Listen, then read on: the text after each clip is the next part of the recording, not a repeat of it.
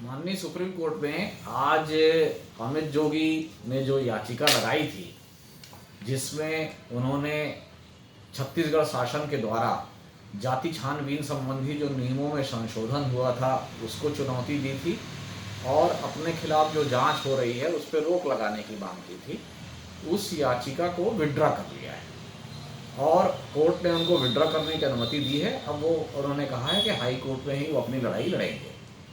वास्तव में जो याचिका थी वो मेंटेनेबल ही नहीं थी, वो चल नहीं सकती थी, क्योंकि सुप्रीम कोर्ट में सीधे अप्रोच करने पर आर्टिकल 32 की याचिका लगती है, माने मूलभूत अधिकार का हनन हो रहा है।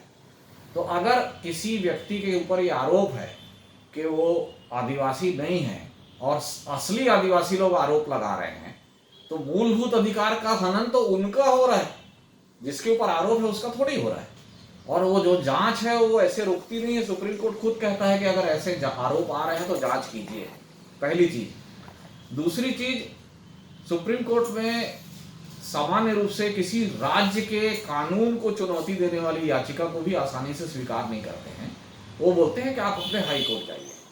और यहाँ तो जो संशोधन हुआ है वो कानून में भी नहीं हुआ है, वो नियमों में हुआ है। और एक और महत्वपूर्ण बात है कि उनकी धर्मपत्नी की तरफ से इन्हीं नियमों को चुनौती देने वाली याचिका पर 28 अक्टूबर में हाई कोर्ट में सुनवाई हो चुकी है। तो जब मैटर यहाँ ऑलरेडी पेंडिंग है तो वहां चलने का प्रश्न नहीं उठता।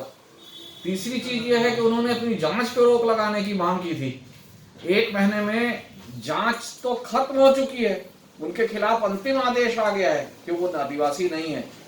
और सुप्रीम कोर्ट का माधुरी पाटिल जजमेंट क्लियर कहता है कि अंतिम आदेश अगर छानबीन समिति का आ गया है तो वो केवल और केवल हाई कोर्ट में सुनवाई होगी। तो मतलब बहुत अच्छे से उनको ये जानकारी थी कि ये पिटीशन चलने योग्य नहीं है, उन्होंने विड्रॉ किया।